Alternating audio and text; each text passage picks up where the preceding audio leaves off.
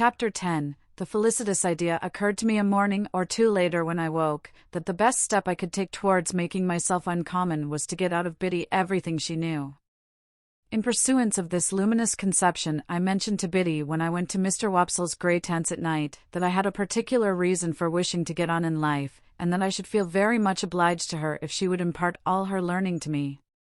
Biddy, who is the most obliging of girls, immediately said she would, and indeed began to carry out her promise within 5 minutes. The educational scheme or course established by Mr. Wopsle's great-aunt may be resolved into the following synopsis. The pupils ate apples and put straws down one another's backs until Mr. Wopsle's great-aunt collected her energies and made an indiscriminate totter at them with a birch rod. After receiving the charge with every mark of derision, the pupils formed in line and buzzingly passed a ragged book from hand to hand. The book had an alphabet in it, some figures and tables, and a little spelling, that is to say, it had had once. As soon as this volume began to circulate, Mr. Wopsle's great-aunt fell into a state of coma, arising either from sleep or a rheumatic paroxysm. The pupils then entered among themselves upon a competitive examination on the subject of boots, with the view of ascertaining who could tread the hardest upon whose toes. This mental exercise lasted until Biddy made a rush at them and distributed 3 defaced Bibles, shaped as if they had been unskillfully cut off the chump end of something, more illegibly printed at the best than any curiosities of literature I have since met with, speckled all over with iron mold, and having various specimens of the insect world smashed between their leaves. This part of the course was usually lightened by several single combats between Biddy and refractory students.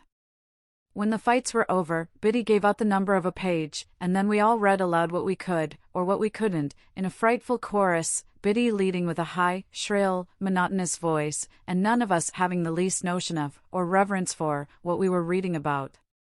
When this horrible din had lasted a certain time, it mechanically awoke Mr. Wopsle's great-aunt, who staggered at a boy fortuitously, and pulled his ears.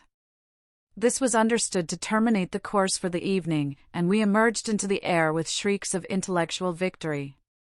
It is fair to remark that there was no prohibition against any pupil's entertaining himself with a slate or even with the ink, when there was any, but that it was not easy to pursue that branch of study in the winter season, on account of the little general shop in which the classes were holden, and which was also Mr. Wopsle's great-aunt's sitting-room and bedchamber, being but faintly illuminated through the agency of one low-spirited dip candle and no snuffers. It appeared to me that it would take time to become uncommon under these circumstances. Nevertheless, I resolved to try it, and that very evening Biddy entered on our special agreement by imparting some information from her little catalogue of prices, under the head of moist sugar, and lending me, to copy at home, a large old English D which she had imitated from the heading of some newspaper, and which I supposed, until she told me what it was, to be a design for a buckle. Of course there was a public-house in the village, and of course Joe liked sometimes to smoke his pipe there. I had received strict orders from my sister to call for him at the Three Jolly Bargemen, that evening, on my way from school, and bring him home at my peril. To the Three Jolly Bargemen, therefore, I directed my steps. There was a bar at the Jolly Bargemen, with some alarmingly long chalk scores in it on the wall at the side of the door, which seemed to me to be never paid off. They had been there ever since I could remember, and had grown more than I had. But there was a quantity of chalk about our country, and perhaps the people neglected no opportunity of turning it to account. It being Saturday night, I found the landlord looking rather grimly at these records, but as my business was with Joe and not with him, I merely wished him good evening, and passed into the common room at the end of the passage, where there was a bright large kitchen fire, and where Joe was smoking his pipe in company with Mr. Wopsle and a stranger. Joe greeted me as usual with "Hello, Pip, old chap," and the moment he said that, the stranger turned his head and looked at me. He was a secret-looking man whom I had never seen before. His head was all on one side, and one of his eyes was half shut up, as if he were taking aim at something with an invisible gun. He had a pipe in his mouth, and he took it out, and, after slowly blowing all his smoke away and looking hard at me all the time, nodded. So, I nodded, and then he nodded again, and made room on the settle beside him that I might sit down there. but as I was used to sit beside Joe whenever I entered that place of resort, I said no, thank you, sir, and fell into the space Joe made for me on the opposite settle. The strange man, after glancing at Joe, and seeing that his attention was otherwise engaged, nodded to me again when I had taken my seat, and then rubbed his leg, in a very odd way, as it struck me. "You was saying," said the strange man, turning to Joe, "that you was a blacksmith." "Yes. I said it, you know," said Joe. "What do you drink, mister?" "You didn't mention your name, by the by." Joe mentioned it now, and the strange man called him by it. "What do you drink, Mr. Gargery?" "At my expense?" "To top up with?" "Well," said Joe, "to tell you the truth, I ain't much in the habit of drinking at anybody's expense but my own." "Habit?" "No," returned the stranger, "but once in a way, and on a Saturday night too." "Come. Put a name to it, Mr. Gargery." "I wouldn't wish to be stiff company," said Joe. "Rum." "Rum," repeated the stranger. "And will the other gentleman originate a sentiment?" "Rum," said Mr. Wopsle. "3 rums," cried the stranger, calling to the landlord. "Glasses round." "This other gentleman," observed Joe, by way of introducing Mr. Wopsle, "is a gentleman that you would like to hear give it out. Our clerk at church." "Aha," said the stranger, quickly, and cocking his eye at me. "The lonely church, right out on the marshes, with graves round it." "That's it," said Joe. The stranger, with a comfortable kind of grunt over his pipe, put his legs up on the settle that he had to himself.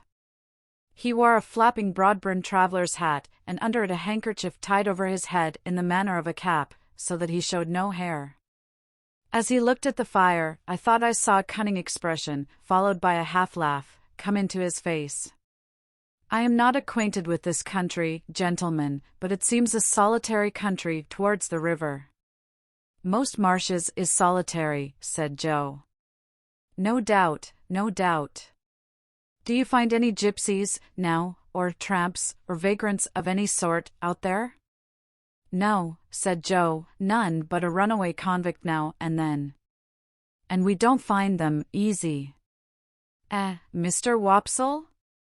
Mr. Wopsle, with a majestic remembrance of old discomfiture, assented, but not warmly. "Seems you have been out after such?" asked the stranger. "Once," returned Joe. "Not that we wanted to take them, you understand, we went out as lookers on, me, and Mr. Wopsle, and Pip." "Didn't us, Pip?"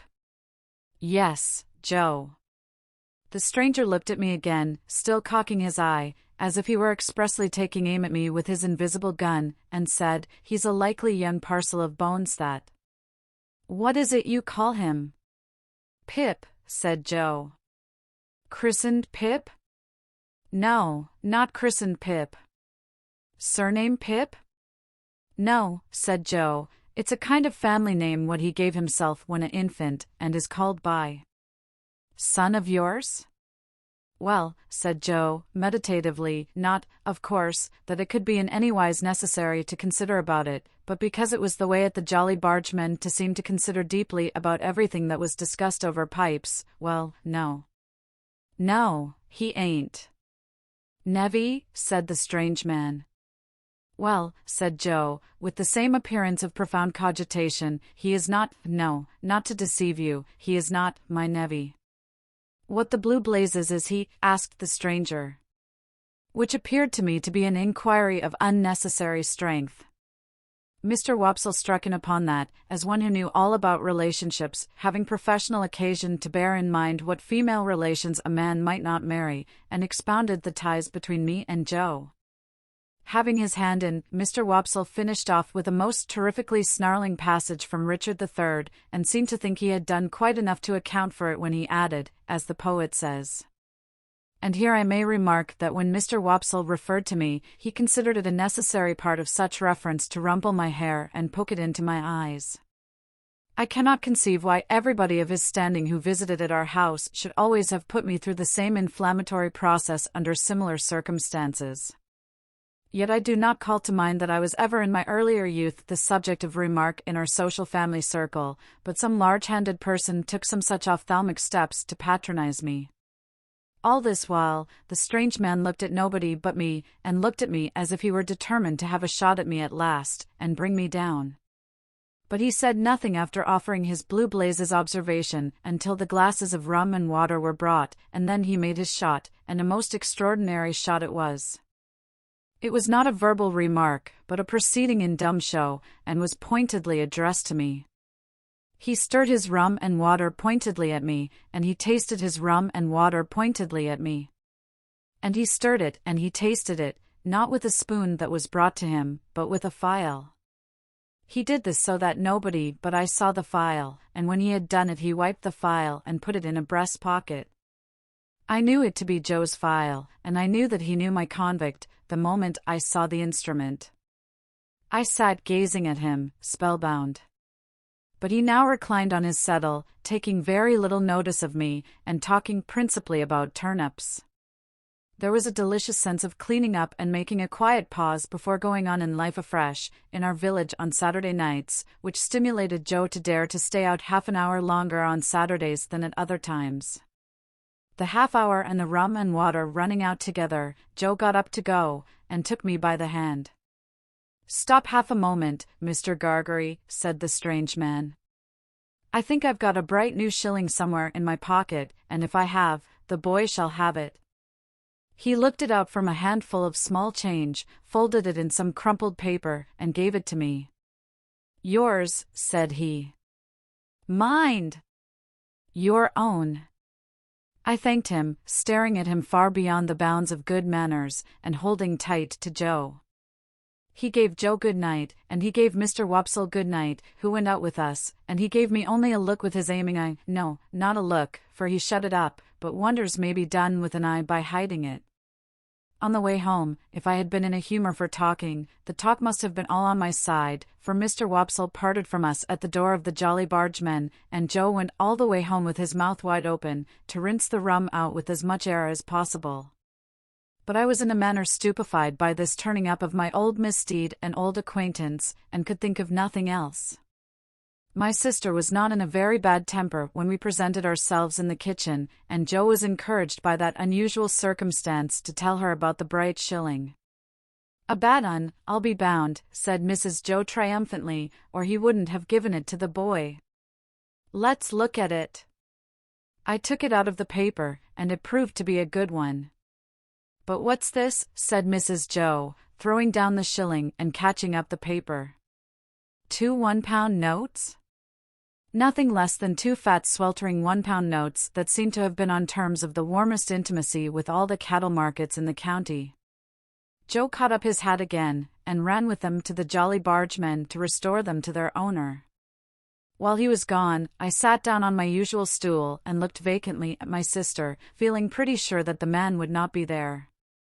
Presently, Joe came back, saying that the man was gone, but that he, Joe, had left word at the 3 Jolly Bargemen concerning the notes.